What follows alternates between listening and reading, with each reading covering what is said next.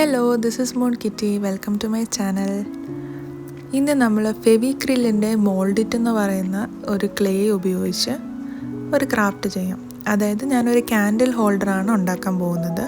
ഈ type clay ഞാൻ ആദ്യമായിട്ടാണ് ട്രൈ ചെയ്യുന്നത്. യൂഷ്വലി ജോവി എന്ന് പറയുന്ന ഒരു ബ്രാൻഡിൻ്റെ എയർ ഡ്രൈ ക്ലേ ആണ് ഞാൻ യൂസ് ചെയ്യാറ്. ഈ മോൾഡിഡ് ക്ലേൻ്റെ പ്രത്യേകത എന്താണെന്ന് വെച്ചാൽ ഇത് 2 പാർട്ടായിട്ടാണ് വരുന്നത്. ഈ പാക്കറ്റിൻ്റെ മുകൾ ഭാഗത്ത് റെസിനും താഴത്തെ ഭാഗത്ത് ഹാർഡനറും ചെറിയ ചെറിയ പാക്കറ്റ്സിലാണ് വരുന്നത്. ഇതിൽ ഓരോന്നും നമ്മൾ ഈക്വൽ ക്വാണ്ടിറ്റീസ് ആയിട്ട് എടുത്തിട്ട്, അതായത് ഒരു റെസിനും ഒരു ഹാർഡനറും എടുത്തിട്ട് ഒരുമിച്ച് മിക്സ് ചെയ്താണ് അത് ഉപയോഗിക്കേണ്ടത്. ഈ ക്യാൻഡിൽ ഹോൾഡറിൻ്റെ ബേസ് കുറച്ച് വലിയ ഒരു ഡിസ്ക് ഷേപ്പായിട്ട് ചെയ്യേണ്ടത് കാരണം 2 നിന്നും 2 പാക്കറ്റ്സ് വീതം എടുത്തിട്ട് ഒരു വലിയ മിക്സ് ഉണ്ടാക്കിയിട്ട് ചെയ്യാമെന്നാണ് ഞാൻ വിചാരിക്കുന്നത്. ഇതിൻ്റെ പാക്കറ്റ്സിൻ്റെ കളർ വെച്ച് തന്നെ നമുക്ക് തിരിച്ചറിയാൻ പറ്റും. ഒന്ന് വൈറ്റും ഒരു ഗ്രേ കളറുമാണ്. ഞാനിപ്പോൾ 4 ബ്ലോക്സാണ് എടുത്തിരിക്കുന്നത്. ഇത് നമുക്കിനി കൈ ഉപയോഗിച്ച് നല്ലതുപോലെ മിക്സ് ചെയ്തെടുക്കാം. പിന്നെ വേറൊരു കാര്യം, ഈ ഫെവിക്രിലിൻ്റെ ക്ലേ എന്ന് പറയുന്നത് ഭയങ്കര സ്റ്റിക്കിയാണ്. നമ്മൾ എന്ത് സർഫസിൽ അത് തൊട്ടാലും അതവിടെ സ്റ്റിക്ക് ചെയ്തിരിക്കും. അതുകൊണ്ട് വാസ്ലിനോ മോയ്സ്ചറൈസറോ അങ്ങനത്തെ എന്തെങ്കിലും ഒരു ക്രീം കയ്യിലും അതേപോലെ നമ്മൾ ഉപയോഗിക്കുന്ന, അതായത് ഫ്ലാറ്റ് ചെയ്യാൻ ഉപയോഗിക്കുന്ന സർഫസിലും പുരട്ടിയതിന് ശേഷം മാത്രം ഇത് യൂസ് ചെയ്യുക. ഇല്ലെങ്കിൽ ഭയങ്കര മെസ്സി ആയി പോവും. കറക്റ്റ് കൺസിസ്റ്റൻസിയിലാണോ മിക്സ് ചെയ്തിരിക്കുന്നതെന്ന് അറിയാൻ ഈ 2 കളേഴ്സും ചേർന്ന് ഒരു സിംഗിൾ കളറായിട്ട് ക്ലേ മാറും. അപ്പോഴാണ് അതിൻ്റെ കറക്റ്റ് പെർഫെക്റ്റ് മിക്സ് ആയിട്ടുണ്ടെന്നുള്ളത് നമുക്ക് മനസ്സിലാവുന്നത്. ആ ഒരു സിംഗിൾ കളർ അച്ചീവ് ചെയ്യുന്നത് വരെ നമ്മൾ കൈ ഉപയോഗിച്ച് നല്ലപോലെ മിക്സ് ചെയ്ത് എടുക്കണം.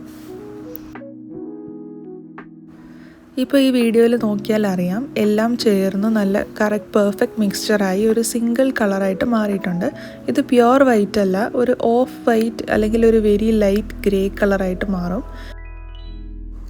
ഇനി ഒരു റോളിംഗ് പിൻ അഥവാ അല്ലെങ്കിൽ സിലിണ്ടർ ഷേപ്പിലുള്ള എന്തെങ്കിലും ഒരു സാധനം വെച്ച് അതിനെ പരത്തി നല്ലൊരു ഡിസ്ക് ഷേപ്പിലാക്കി എടുക്കുക. ഇല്ലെങ്കിൽ നിങ്ങൾക്ക് നിങ്ങളുടെ ഫിംഗേഴ്സ് ഉപയോഗിച്ചിട്ടും ഇത് ചെയ്യാവുന്നതാണ്. മേക്ക് ഷുവർ താഴെയുള്ള ബോർഡിൽ വാസ്ലിൻ തേച്ചിട്ടുണ്ടെന്ന്, ഇല്ലെങ്കിൽ നിങ്ങൾക്കിത് ഇളക്കിയെടുക്കാൻ പറ്റില്ല.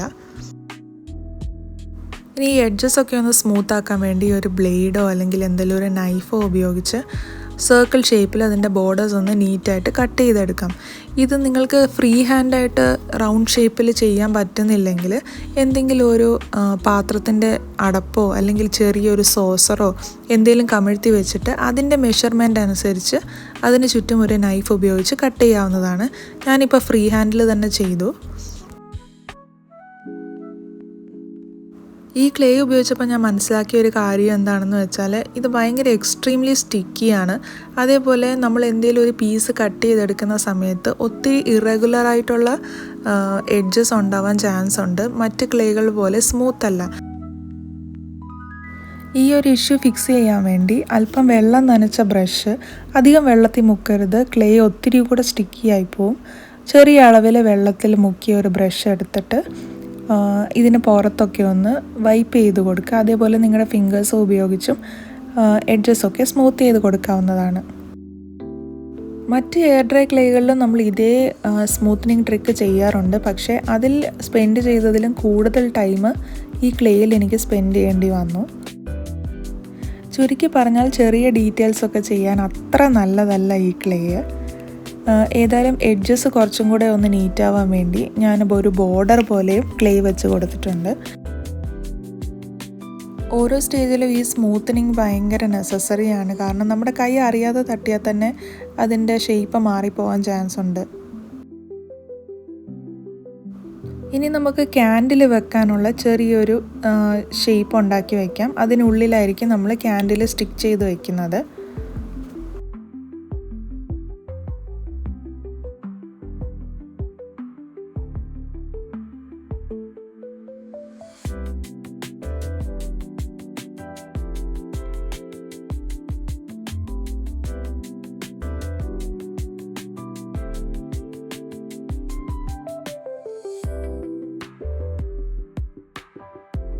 ഇതേ മോഡലിലുള്ള നല്ല ഭംഗിയുള്ള ക്യാൻഡിൽ ഹോൾഡേഴ്സ് ഷോപ്സിലും അതേപോലെ പിൻട്രസ്റ്റിലൊക്കെ ഞാൻ ഒത്തിരി കാണാറുണ്ട്. അതുകൊണ്ട് എനിക്കും ഇതൊന്ന് ട്രൈ ചെയ്ത് നോക്കണമെന്ന് ആഗ്രഹമുണ്ടായിരുന്നു. ഈ ഡിസൈൻസൊക്കെ പിൻട്രസ്റ്റിൽ നിന്ന് ഇൻസ്പയർഡ് ആയി ചെയ്യുന്നതാണ്.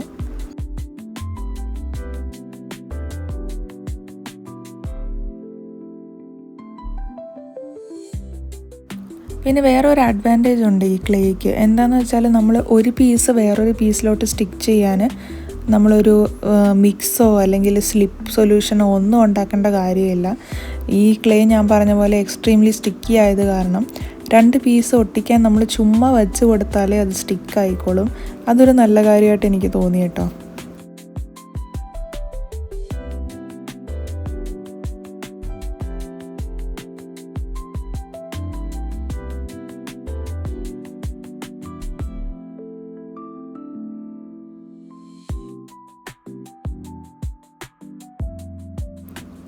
ഇതൊക്കെ സിറാമിക്കിൽ ചെയ്യുന്നത് എപ്പോഴും പോട്ടറി വീല് യൂസ് ചെയ്താണ് ചെയ്യുന്നത്. നമ്മൾക്ക് വീലൊന്നും ഇല്ലാത്ത കാരണം നമ്മൾ ഫ്രീ ഹാൻഡ് വെച്ച് ഹാൻഡ് ബിൽഡിങ് ചെയ്താണ് ചെയ്യുന്നത്. അതുകൊണ്ട് നമ്മുടെ ഈ ഷോപ്പിൽ കിട്ടുന്ന അതേ ഷേപ്പും സിമെട്രിയും ഒന്നും കാണത്തില്ല. ഞാൻ അതേപോലെ കൈ വെച്ച് പിടിക്കാൻ വേണ്ടി ഒരു ഹാൻഡിലും വെച്ച് കൊടുത്തിട്ടുണ്ട്. ക്യാൻഡിൽ ഹോൾഡറിന് കുറച്ചും കൂടി ഭംഗി വരുത്താൻ വേണ്ടിയിട്ട് നമുക്ക് കുറച്ച് സ്ട്രോബെറീസ് ആഡ് ചെയ്ത് കൊടുക്കാം. ഇതിനായിട്ട് ഞാൻ ജോവിയുടെ എയർ ഡ്രൈ ക്ലേ ആണ് ഉപയോഗിക്കുന്നത്. കാരണം വേറൊന്നുമല്ല, ഫെവിക്രിലിൻ്റെ ക്ലേയ്ക്ക് ചെറിയ ചെറിയ ഡീറ്റെയിൽസൊക്കെ ചെയ്യാൻ വലിയ ബുദ്ധിമുട്ടാണ്. അതുമല്ല അത് മോൾഡിൽ നിന്ന് ഇളകി വരുമോ എന്ന് എനിക്ക് ഡൗട്ടാണ്. ഞാൻ പരീക്ഷിക്കാൻ നിന്നില്ല. അതുകൊണ്ട് ഞാൻ സ്ഥിരം യൂസ് ചെയ്യുന്ന ജോവി എയർ ഡ്രൈ ക്ലേ ഉപയോഗിച്ച് തന്നെ മോൾഡ് യൂസ് ചെയ്ത് കുറച്ച് സ്ട്രോബെറീസ് ഉണ്ടാക്കുവാണ്. ഈ മോൾഡ് യൂസ് ചെയ്യുന്ന പ്രോസസ്സ് ഭയങ്കര സാറ്റിസ്ഫൈയിങ് ആണ് കേട്ടോ. ഈ പ്രിൻ്റൊക്കെ ചെയ്യില്ലേ, അതേപോലെ തന്നെ ഇതൊരു എളുപ്പപ്പണിയാണ്, എന്നാലും ഈസി ആൻഡ് സാറ്റിസ്ഫൈയിങ് ആണ്. ഇനി കുറച്ച് ഫെവിക്കോൾ ഉപയോഗിച്ച് നമ്മൾക്ക് ഈ ക്യാൻഡിൽ ഹോൾഡറിലോട്ട് ഈ സ്ട്രോബെറീസൊക്കെ അറ്റാച്ച് ചെയ്ത് കൊടുക്കാം.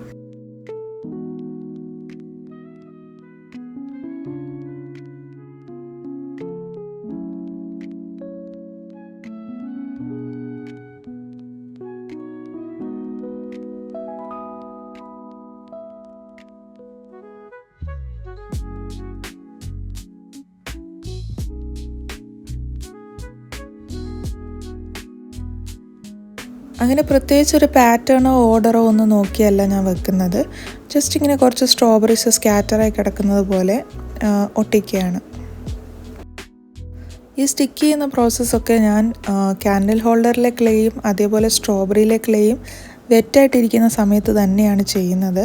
ഡ്രൈ ആയിക്കഴിഞ്ഞാൽ ഈ സ്ട്രോബെറിയൊക്കെ സ്ട്രെയിറ്റ് ആയിട്ടേ ഇരിക്കുകയുള്ളൂ. നമ്മൾക്ക് കേർവ്ഡ് ആയിട്ടുള്ള പൊസിഷൻസിലൊന്നും സ്റ്റിക്ക് ചെയ്യാൻ പറ്റാതെ ആവും.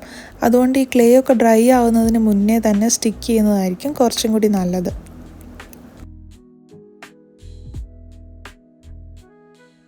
എല്ലാം വെച്ച് വന്നപ്പോഴത്തേക്കും ഒരു സ്ട്രോബെറി എക്സ്ട്രാ വന്നായിരുന്നു.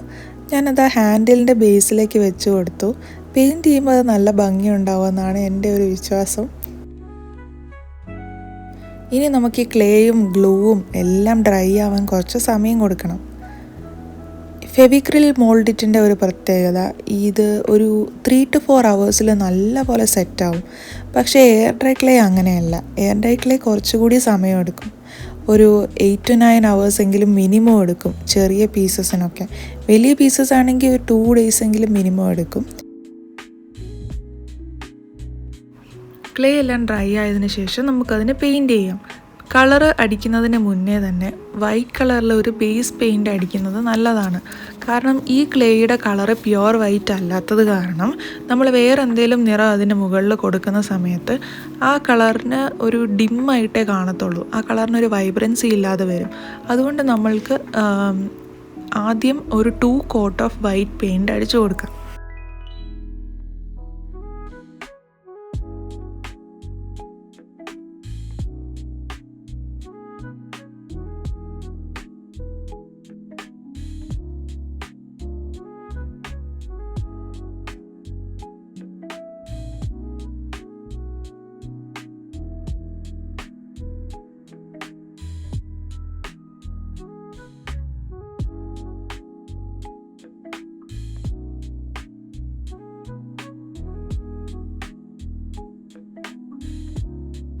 എന്താണെന്നറിയില്ല, എൻ്റെ കയ്യിലുണ്ടായിരുന്ന വൈറ്റ് പെയിൻറ്റ് ഭയങ്കര വാട്ടറി ആയിരുന്നു. അത് കാരണം അവിടെ ആ ഏരിയയിൽ ഫുള്ള് തെറിക്കുന്നുണ്ടായിരുന്നു. ഭയങ്കര ഫ്രസ്ട്രേറ്റിംഗ് ആയിരുന്നു അത്. But you just need to trust the process. Colour palette ഞാനൊരു ലൈറ്റ് ബ്ലൂ ആണ് സെലക്ട് ചെയ്തത്. ലൈറ്റ് ബ്ലൂവും സ്ട്രോബെറിയും നല്ല കോൺട്രാസ്റ്റ് ആൻഡ് ബ്യൂട്ടിഫുൾ ആയിരിക്കും എന്നാണ് എനിക്ക് തോന്നുന്നത്. എൻ്റെ DIY എല്ലാം ഒരു പരീക്ഷണമാണ്. അതുകൊണ്ട് ഫൈനൽ റിസൾട്ടിൽ എന്താവുമെന്ന് നമുക്ക് നോക്കാം.